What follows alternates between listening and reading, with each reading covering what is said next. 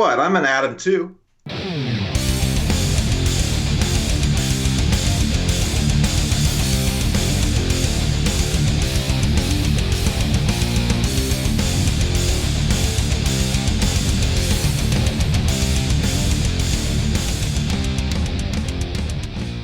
Dude, guess what episode? What is it, man? Totally, it's our favorite number, dude. Hold on, let me guess. 69, dudes! All right, dude. Oh, excellent. Party on, dude. That's cool. 69. You know? You gonna celebrate with a 69? That's my business. No. But the answer is yes. But I'm sure I'll hear about it. You're going to hear it, all right. I'm going to record it so you can hear it. Text it to me. Dude, guess what happened tonight after we were done recording? Episode 69. Oh, 69, dude. Oh. The kids aren't home. Yeah. So, dude, what happened with your trip? You went on a trip. You were tripping. Yeah, it was a couple weeks ago, but we haven't spoke about things. We had the episodes going crazy, but it was awesome. We were Vegas virgins, and they were gentle. So you were in L.A. also, right? Yeah, we went to L.A. and saw the gamut. Dance Sod and went nuts out there for a bit and drove up to Vegas and met everybody. And, dude, it's awesome. I don't know if you've been to Vegas. You ever been there? I've been there 3 times and never seen any of it. I don't understand. What does that I mean? got a friend who lives there who I did tattoo parties at her house, so I spent the entire day and night there and never saw anything. Nice. But I paid a lot of money, but... Guess what? What? 69, dudes! Dude. No, that's awesome. So how was it? Tell me It was about cool. It was really cool. I walked more. It's a really Sin City. Oh yeah, it's just they don't roll in the streets there, man. I love it. It's like how New York used to be. Yeah. Yeah. It's pretty cool, man. It was. I mean, just so much going on, and they don't let you walk from corner to corner anymore. It's like they got these walkway areas and up the stairs, down the other side, and bridges and all this crap. So you really get a workout. I lost 16 pounds, and just yeah, man, it was just awesome. There's so much to do out there. And then I went and seen our friend Patrick DeMarco and got a little tiny brimstone on my arm. Nice. Yeah. Right on. Took 8 minutes. 8 minutes. Wow. It's just a little, yeah. Anyway, no, it was really cool though, man. We went to. You made me work 8 hours on you. That's funny. It's more because yours is more intricate, but we went to this place called the Double Down, and it is like the shittiest dive bar ever, which I dig. I dig those places, man, because it's usually filled with the coolest people. A fight's gonna break out. It's just fucking awesome to be there, you know. And I just like that whole environment. But they had this drink there called ass juice, and I was like, what is that? Apparently, at the end of every night, there's like a little bit of alcohol in this bottle, a little bit of alcohol in that bottle, and instead of pouring it out or trying to pour it into the new bottle, they pour it into this big vat. And is that even legal? It's got to be, because it tasted legal, but so I dropped something. I dropped my lipstick, but I was like, well, let's try it. And I tried it, and it just tastes amazing. I was like, you're kidding, this is just awesome. And then like 10 minutes later, it was like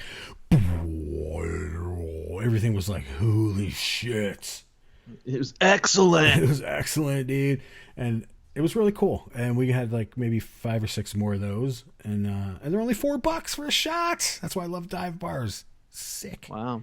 All right. But Dance Sod came on. I had Katarina dancing up there, and just it was just a good time, man. A really good time. And we went up to the Christine had a huge penthouse suite thing, and it was just huge. There's like 27 rooms up there, and we hung out up there till like almost 4 a.m. just doing all kinds of hijinks and crazy shit, just having a good time. We were laughing our balls off. Very cool, man. Yeah, it was just awesome.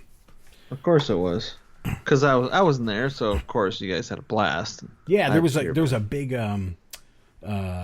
was that jacuzzi, and they didn't fill it up or nothing, but it was like an empty jacuzzi, and we kept trying to throw people in there so we could all pee on them. But nobody would let us. Nobody's fun anymore.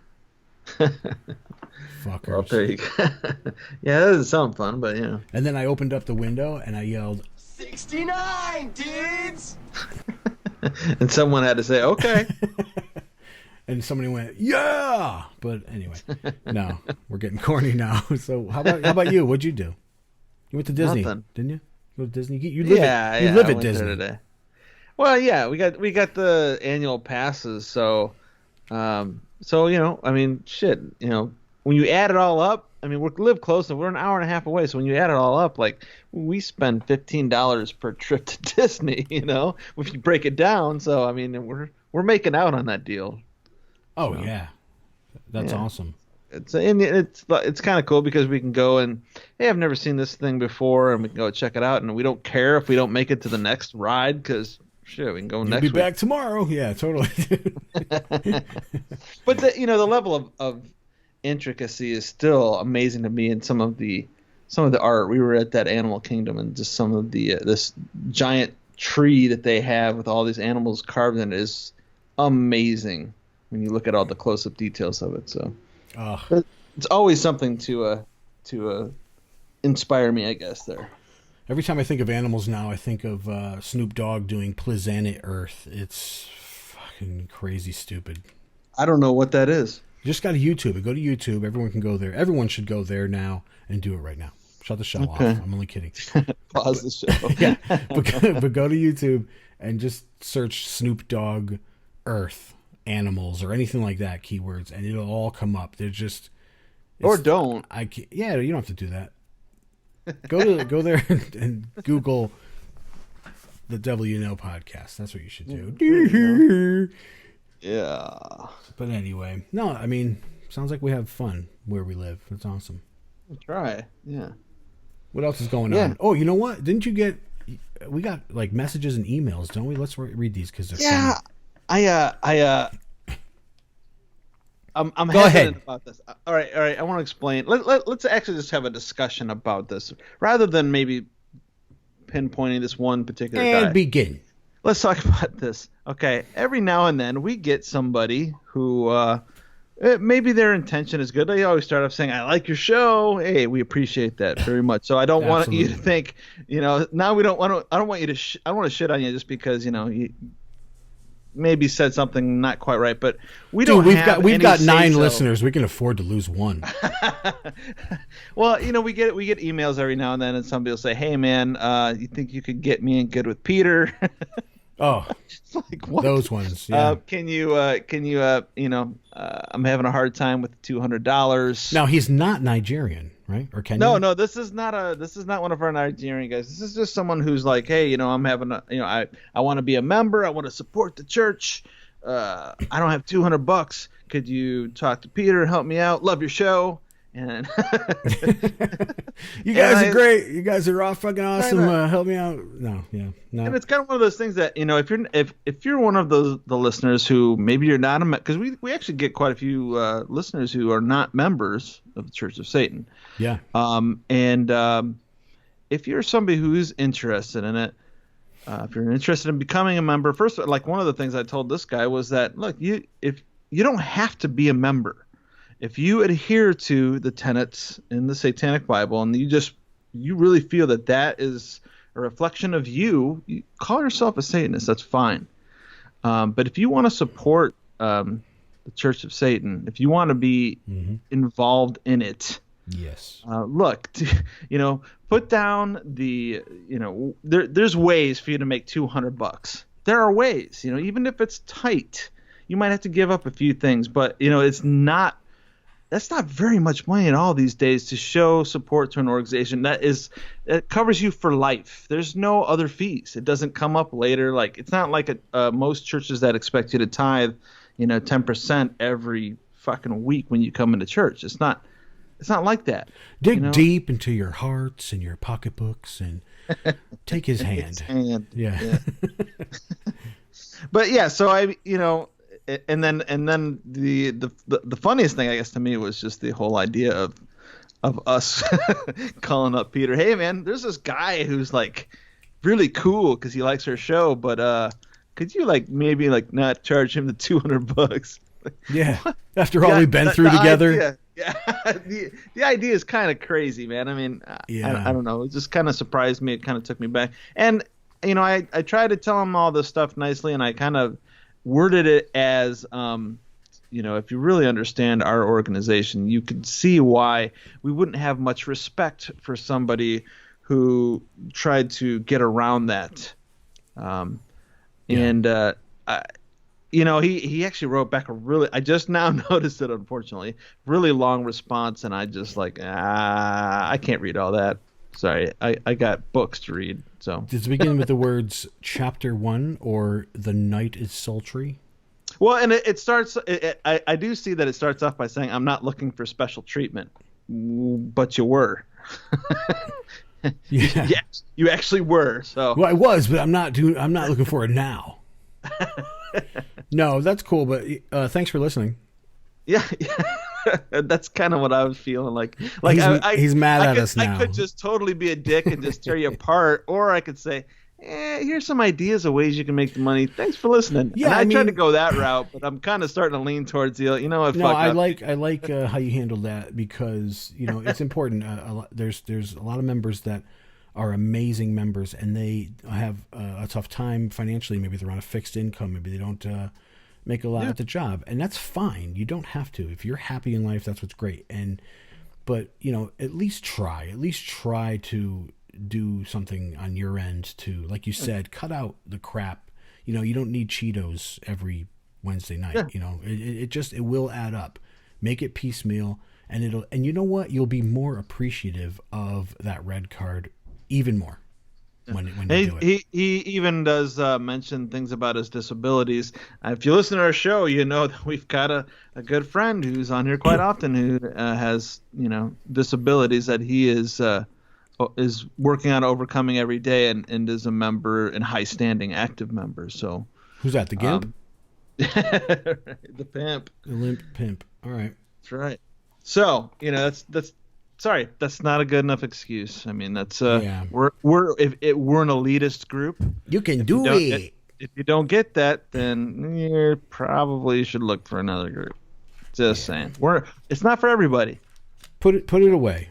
Put it away piecemeal. You could do it. There's ways to do it. Just work on that, and you'll be. If it means enough to you, it might take you a while, but if it means that much to you, you'll do it. You'll do it. That's right. Yep. Well, let's switch it over to an email I got from I don't know if it's a male or female, and I don't mean to be gender whatever.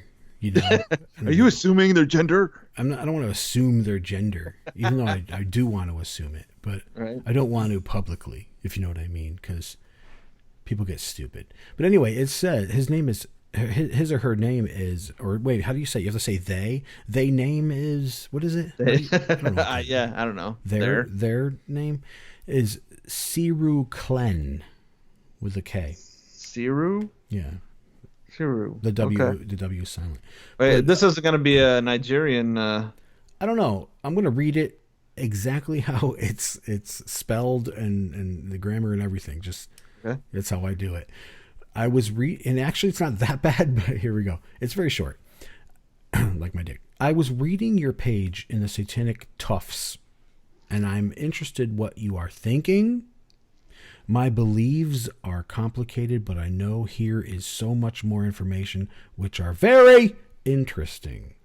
I have Talking Spirit S for many years, and it is nice but sometimes hard. But I want to learn more this devil I know thing, because I know the devil. So, it pretty much sums it up right there. Yeah. That's wow. All right. Thank you for writing in, douchebag. Their name is Siru Klen. Sorry, I mispronounced it. You know, it's those things happen. But let's start the show, man. 69 dudes. All right. Well, for episode 69 dudes. That's right. Let's hear some experiences. Yeah, what is it like, or what was it like for your wildest or your strangest 69 experience? Who do we have up first? The lovely Misty. Misty Tires. What's happening? Not much, not much. All right, well, you know what the show is about, or this episode anyway. We want to know the most wildest or strangest 69 experience. So don't leave out any details, and go.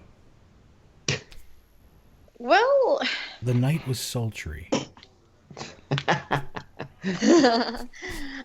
don't think any of them have been like particularly strange, unless you count, say, like gagging fetishes and stuff like that. Yeah, tell us about that one. Go ahead. I mean, it results in, things coming up, and then you keep going, and That didn't really explain it. What are you talking about? well, I mean, you just ignore your gag reflex, and you end up, puking, and then everything's okay. You just keep going. Wow. Because you don't need oxygen, right? That's a trooper. Yeah. It's a trooper. I call that a good girl. I mean, it hasn't really, other than that, nothing's been particularly, like crazy, I guess, compared to all, was it on top or the bottom? Were you like an ever time where like this idiot has no clue what he's doing?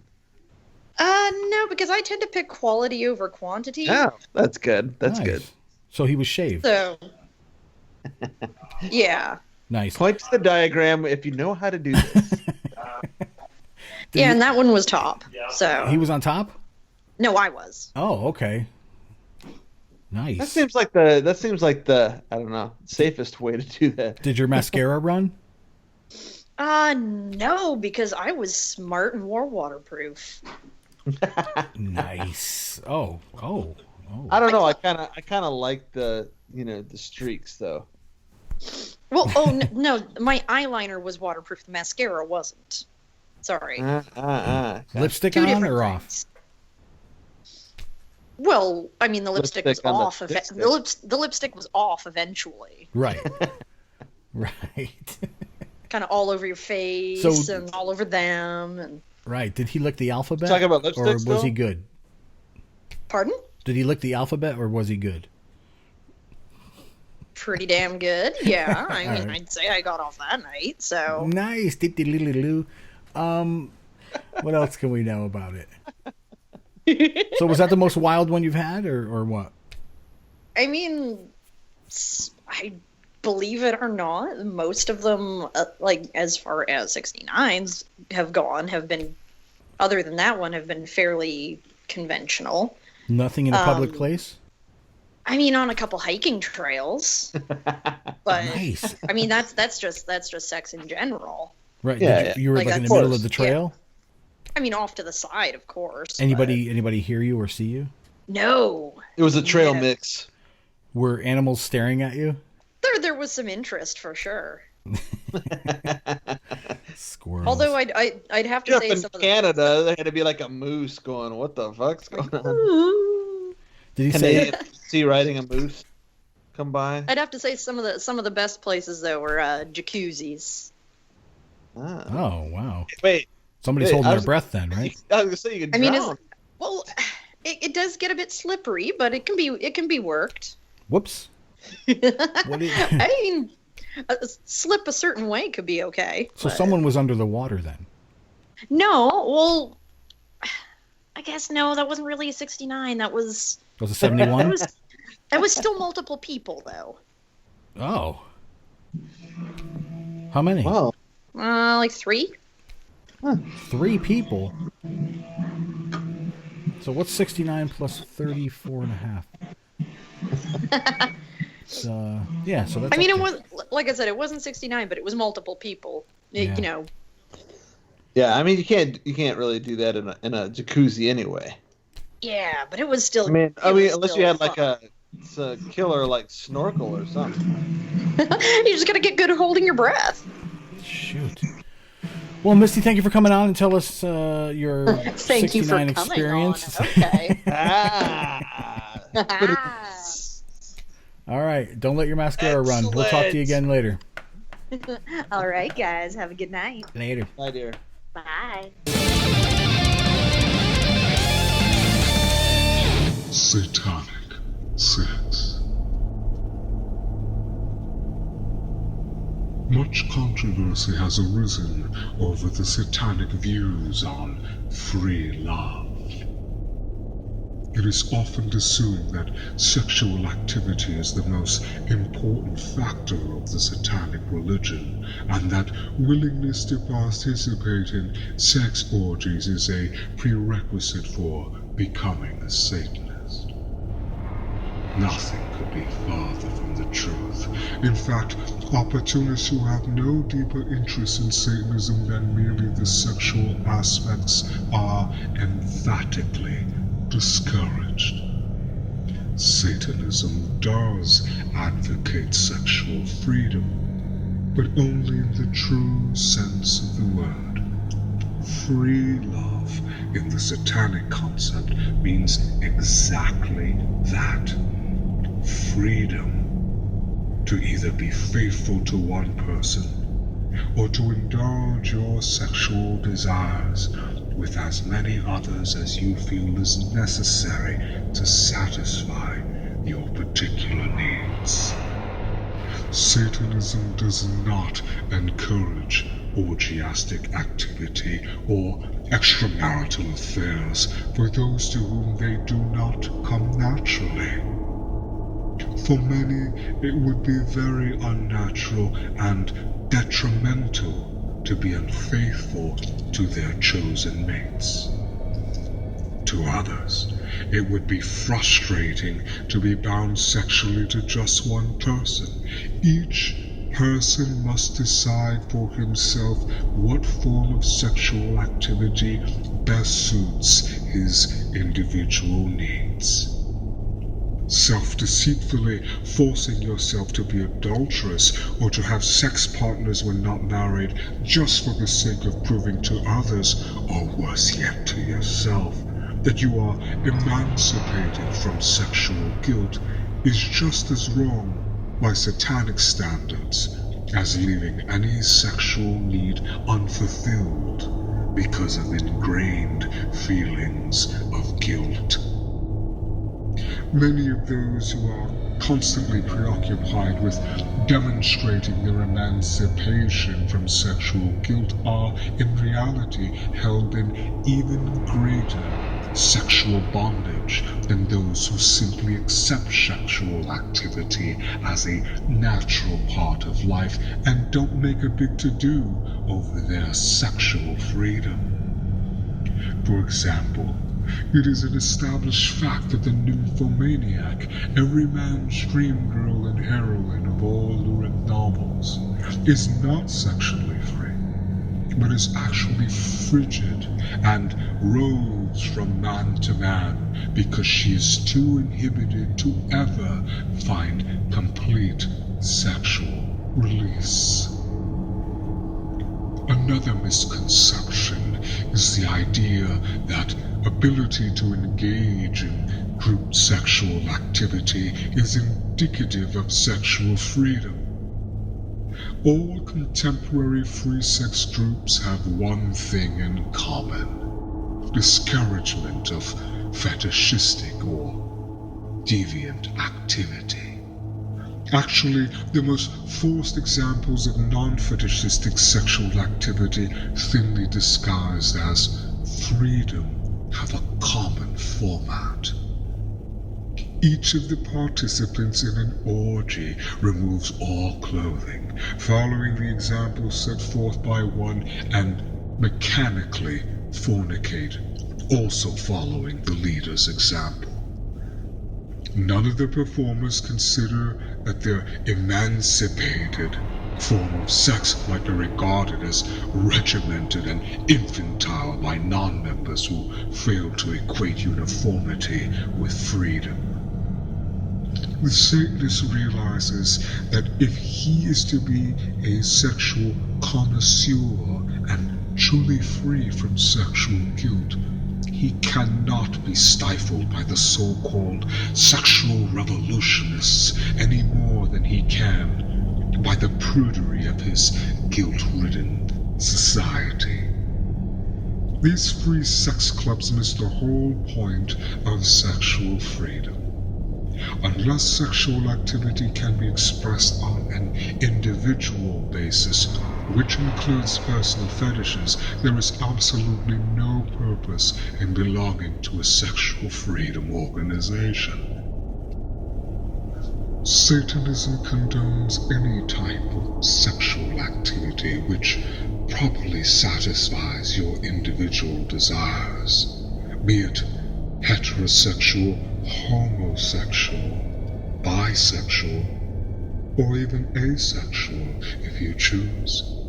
Satanism also sanctions any fetish or deviation which will enhance your sex life so long as it involves no one who does not wish to be involved.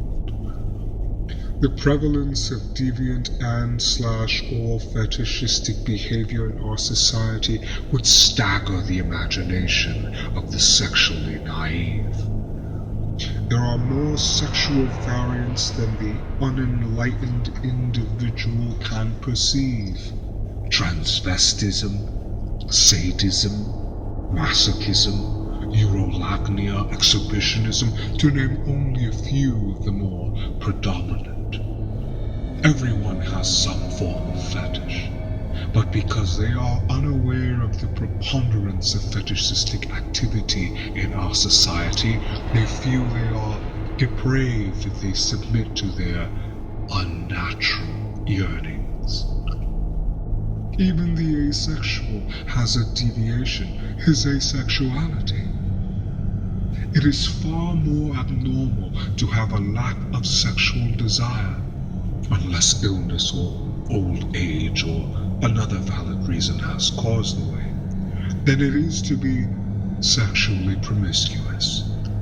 However, if a Satanist chooses sexual sublimation above overt sexual expression, that is entirely his own affair. In many cases of sexual sublimation or asexuality, any attempt to emancipate himself sexually would prove devastating to the asexual.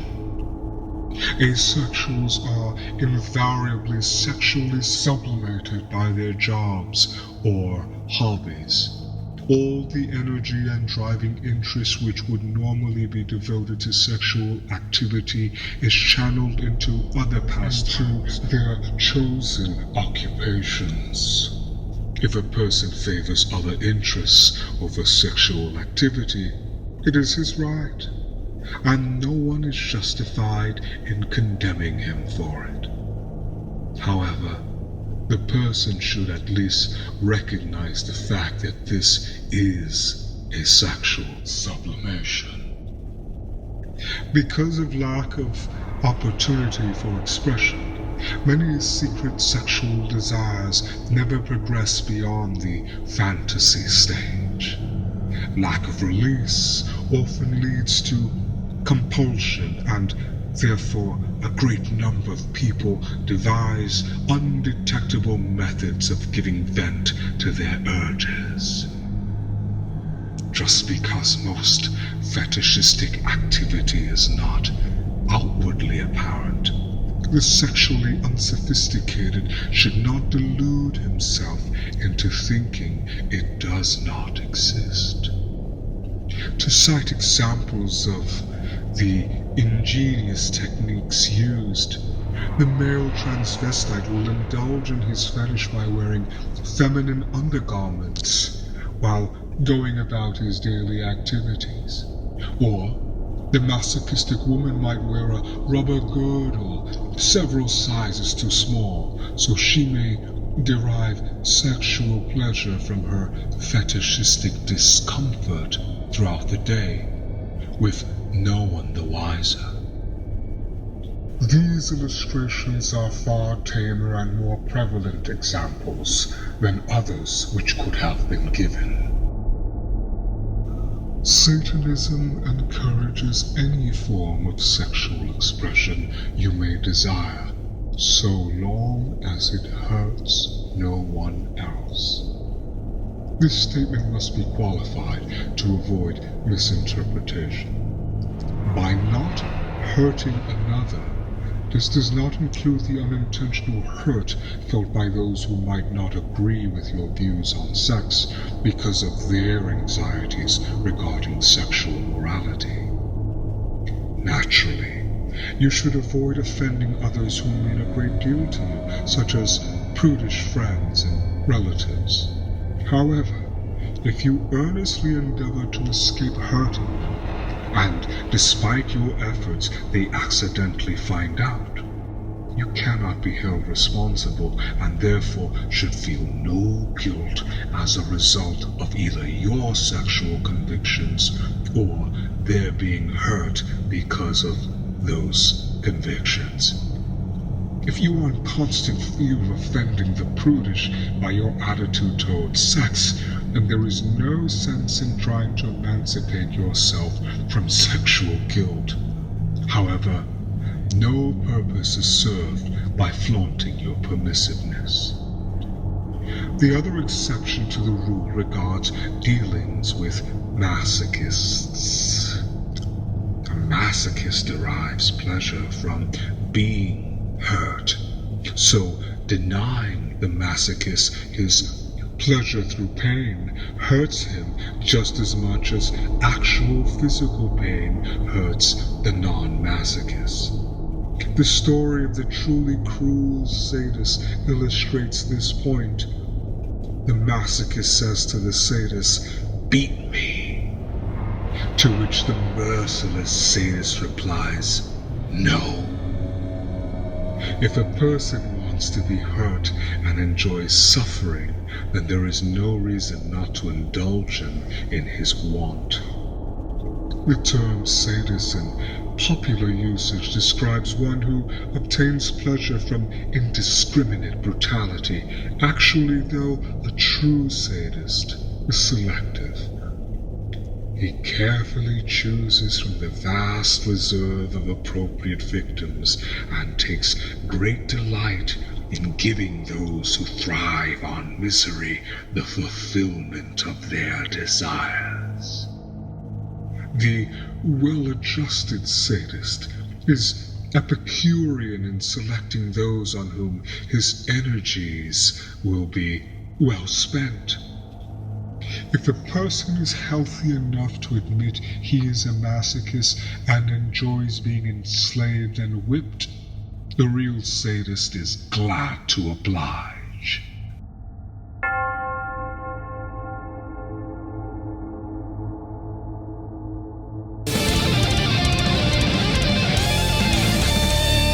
All right, so back to episode 69, dudes! Yes. We are taking back to interviewing here with a good friend of ours. Who we got this week, John? We've got Satanist Adam Roberts, everyone. Hello, dude. Right on. Thanks for having me on, guys. Hell yeah, No man. applause It's for about time. you. Screw you.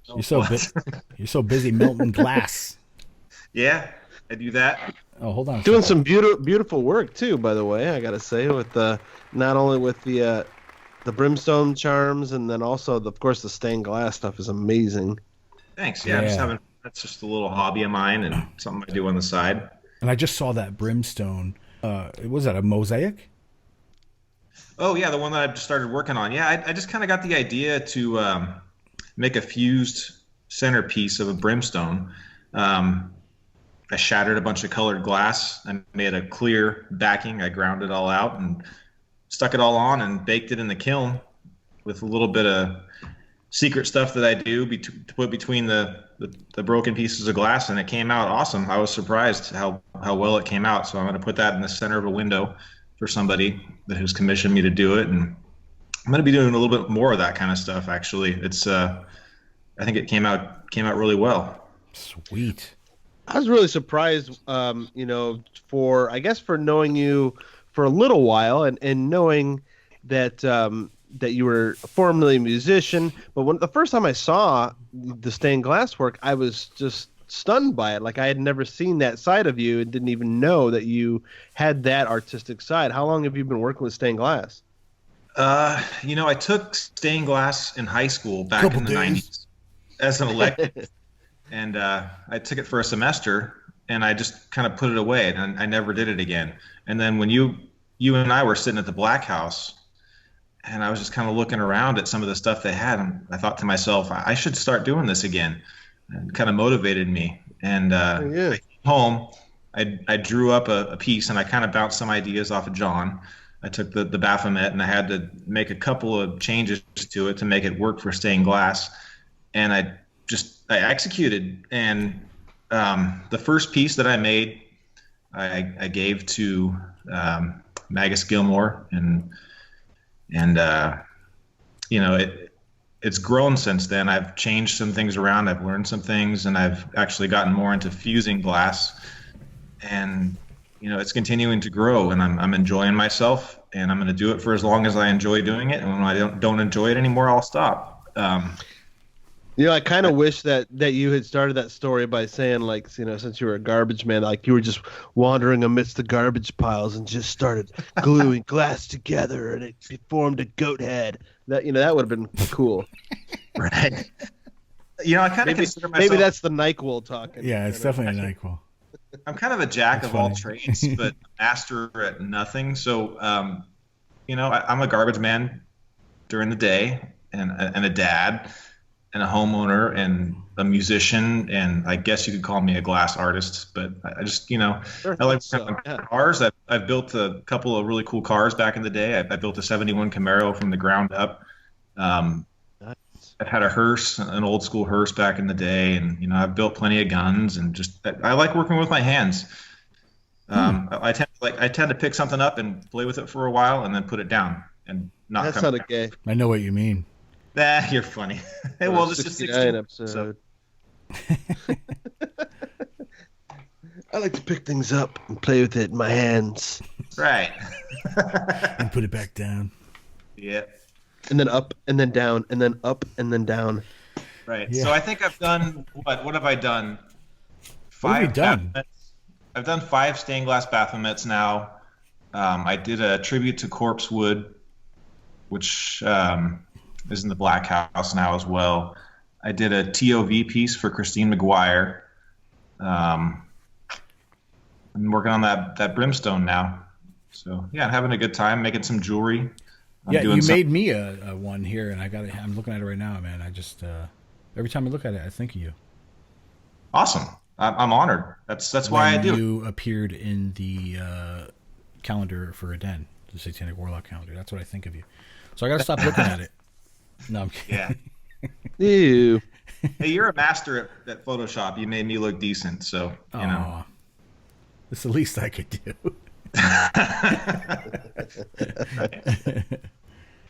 No, that's so cool, so you guys, you just know too much about him then, I guess. We're just a little closer. Yeah, we are. Yeah. I've seen things that only his wife should see. Seen some things. I've seen some things.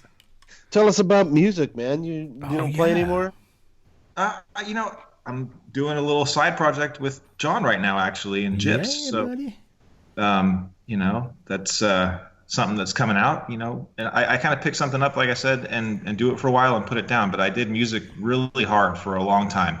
Right out of high school, my band got signed right out of high school to Cursed Productions. That was kind of an indie label. We put an album out, played some cool shows, and then I got picked up by an actual touring act. And that's when I met Cheryl. Cheryl owned a record store called Baphomet Records, of all things. Back in '99, she had contacted me to get a copy of our demo, and I brought it in to her and fell in love. But that old chestnut. Yeah. So my high school band was called The New Plague. We put out an album called Shackled and Enslaved. A lot of demonic themes to it.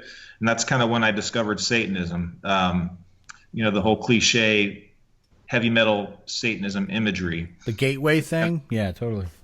Right. Like, listening to King Diamond and of course, deicide and all that garbage that, it's not really satanic, but has the satanic imagery.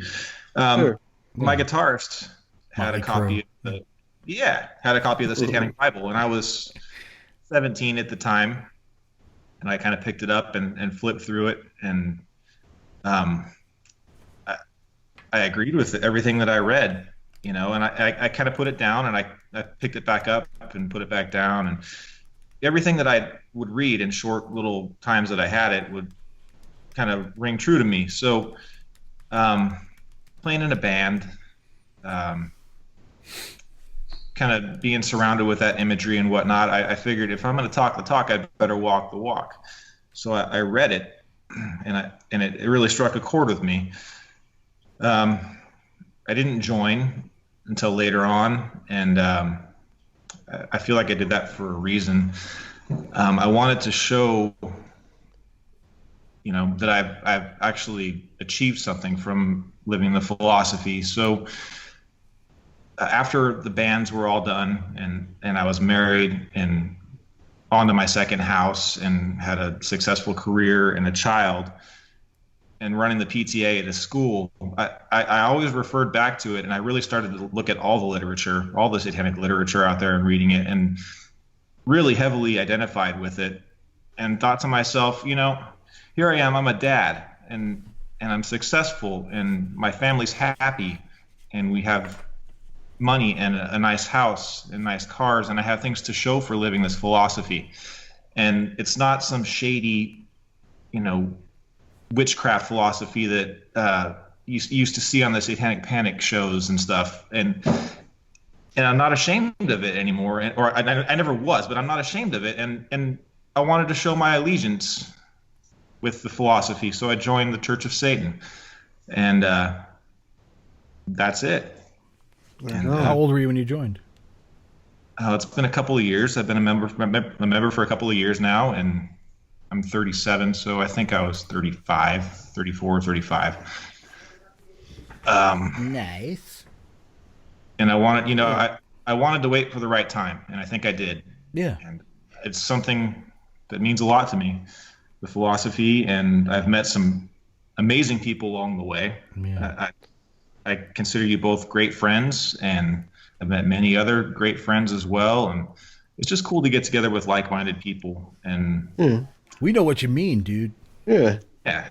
I think not all, but I think most of us with any merit are kind of the same way too. Like, waited for the right time. Like, most people, I think just logically thinking, you don't just read it instantly and go, I'm sending in my membership. You contemplate it for a while, you let it stew, and you're like, yeah, I can't argue with this philosophy anymore. It's me. Right. Yeah, exactly. I can relate with Adam's point about kind of like earning it. I think of it, you have to, anybody, you can join. Yeah, you can join. It's great. But earning it, by living the philosophy and living the satanic lifestyle, sure, and reaping the benefits of that, and then you can align yourself with this. I think that's more important. It's much more appreciated to the self. I think. I don't know. Maybe it's different for other people, but for me, I can relate. Absolutely. Yeah. Yeah.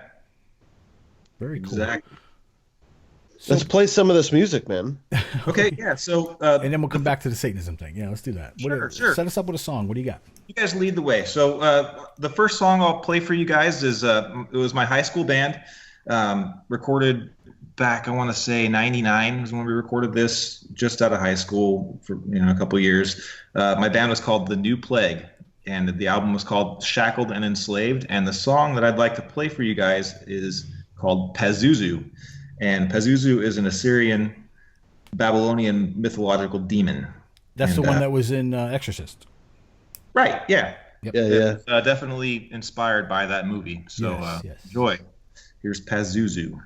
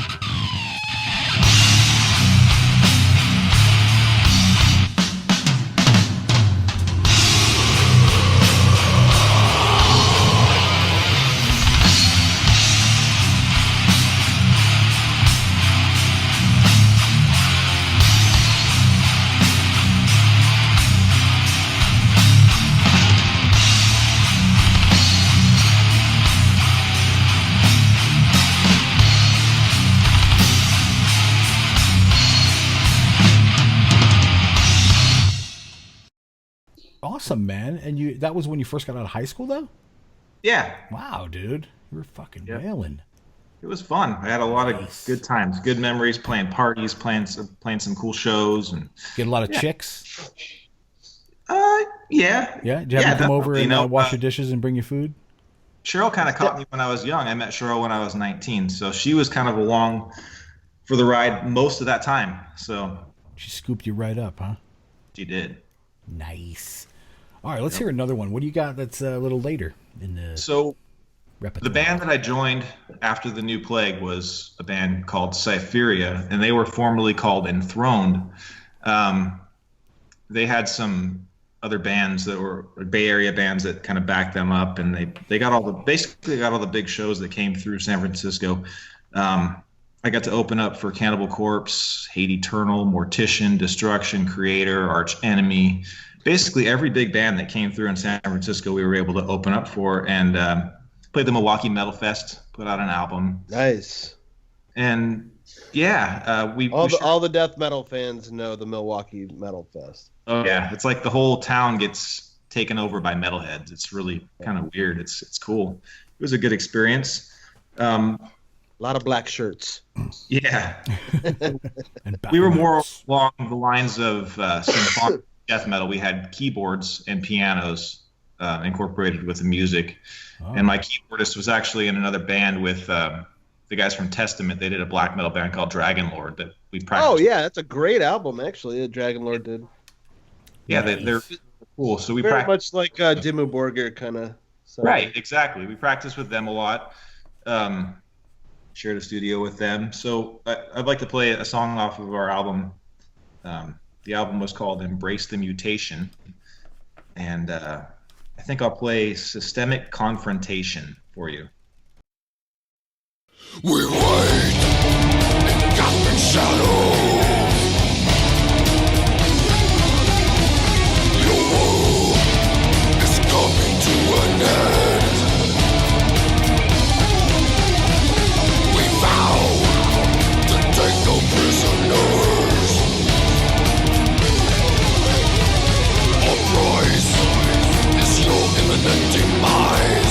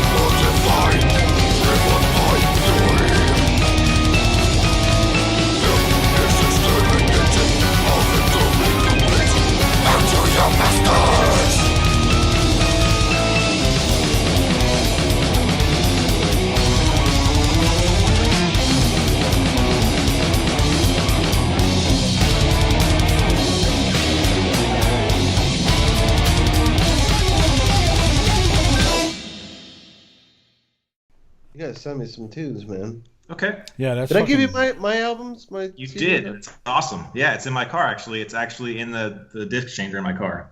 Dude, I like that song a lot better though. Like you could see the progression, like the Yeah. It's just better. It matured over time. Yeah.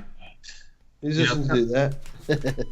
It's kind of unfortunate the way Cypheria ended. We had a whole album written, and with death metal, I had been doing it for so many years. I did vocals and bass on that album, and everything kind of becomes cliche with death metal. I mean, how many times can you sing about dead bodies, and stupid shit like that? So that was you on vocals on here?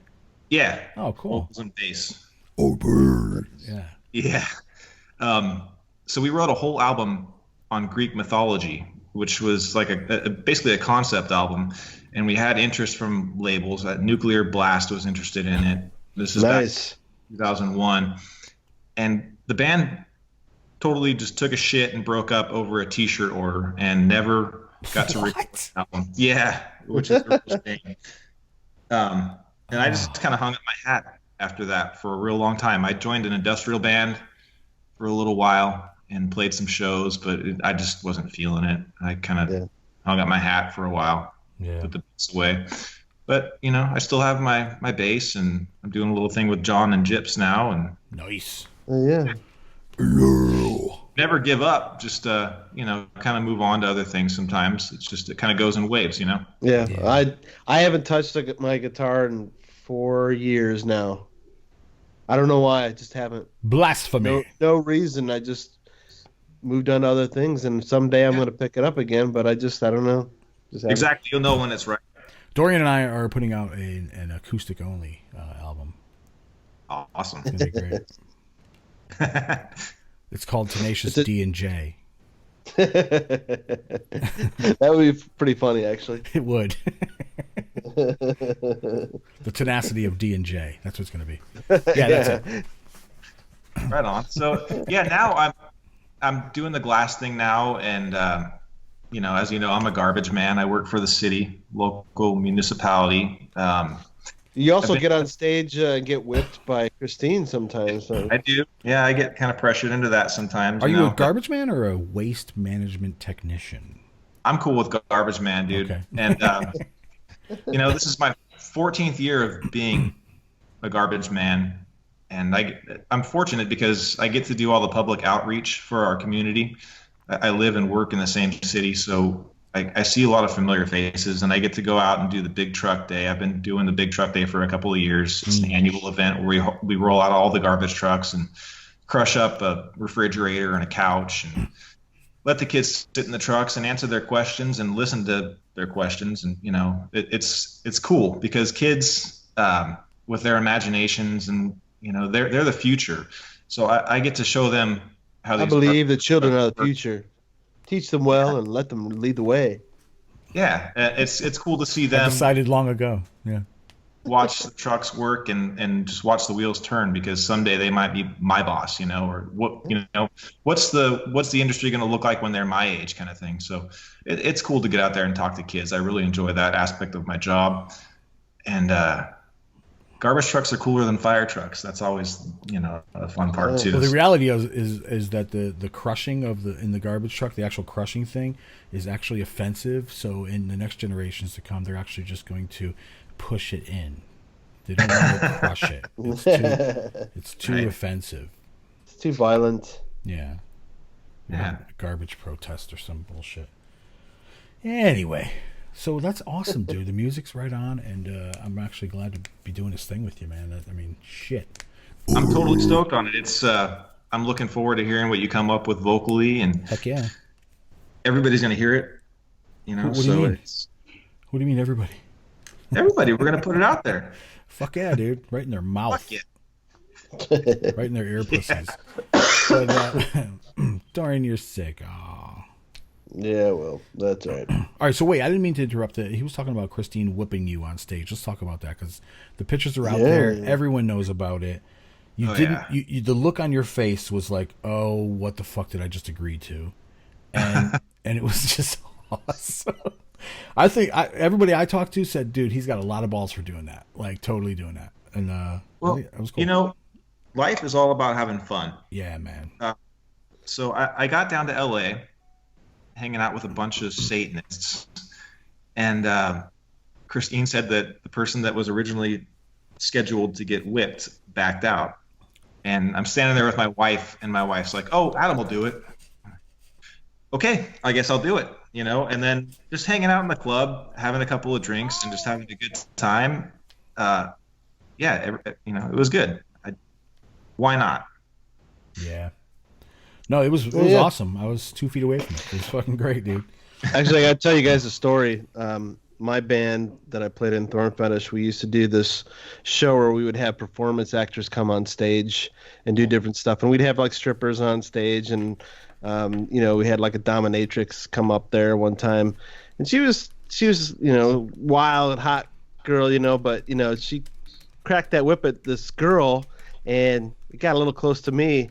And while the music's playing and nobody could hear, I put the mic down and I walked up to her like I was talking all sexy, and I said, "Hey, just so you know, if that thing hits me, I'm gonna shove that handle up your ass sideways." So, I don't do the whole. I'm not subservient. That's not my side. I'll watch somebody else do it. I'm not either. It was just all for fun, I'm not the weird shit or whatever,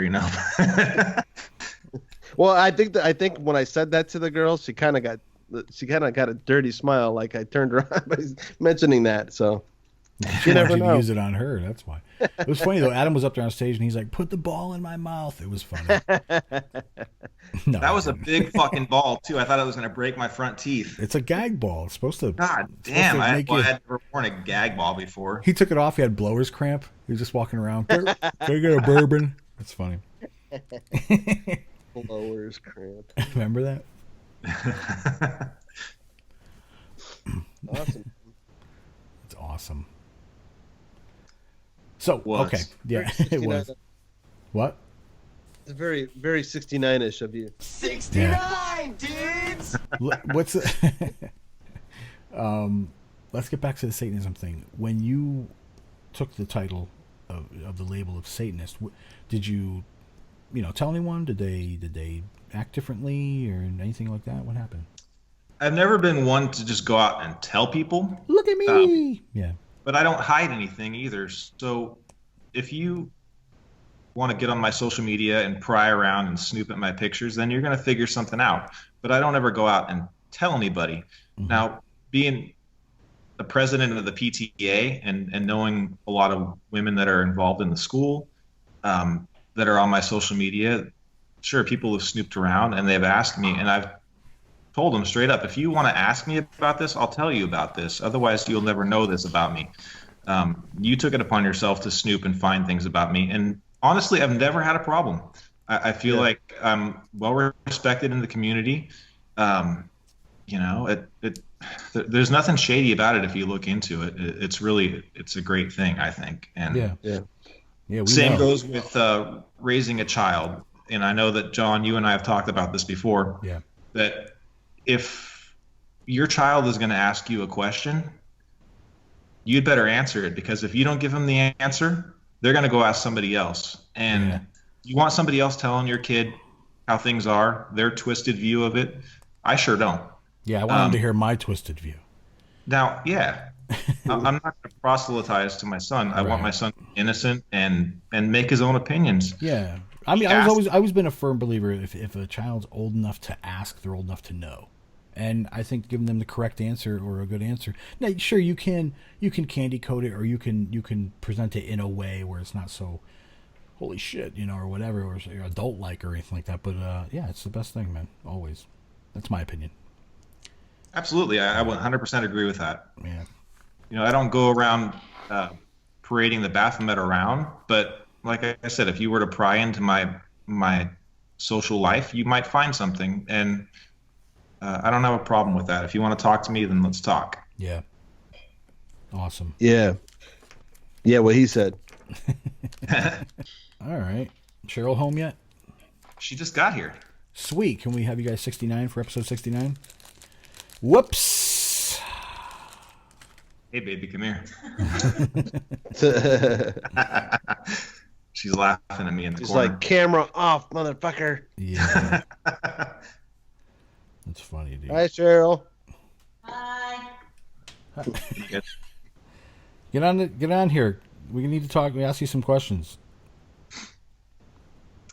She's not doing it. Fuck off, John. All right, then. Get out of my record store. All right.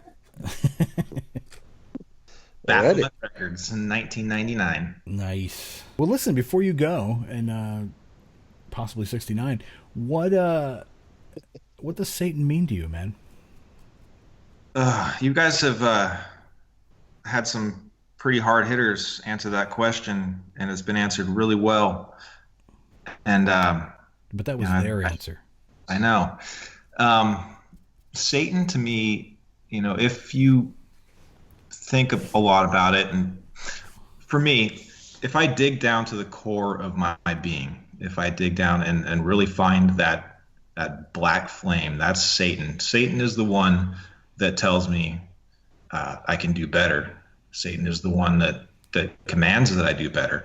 Satan is the one that drives me to do things in life. It's my core desires in life. It's vitality. It's freedom. It's free thought. It's beauty. It's seeing life for what it is and the beauty that it is. And our days here are numbered, and making the best of it. This is the big party, and nobody wants to leave a big party. And it's just living life to its fullest and being happy. And anybody that sees it differently, that come talk to me. But I don't see anything wrong with it, and I'm a Satanist, and hail myself. Awesome, dude. All right, man. Cool. Right on, man. Yeah. Again, we want to thank you for coming on, man, and yeah, all that shit. Thanks for sharing your tunes with us, and yeah, we appreciate yes. Thanks for having me, guys. Yeah, it's right. always a pleasure talking to you. Till next time, everyone. Hail Satan. Hail Satan. Hail Satan.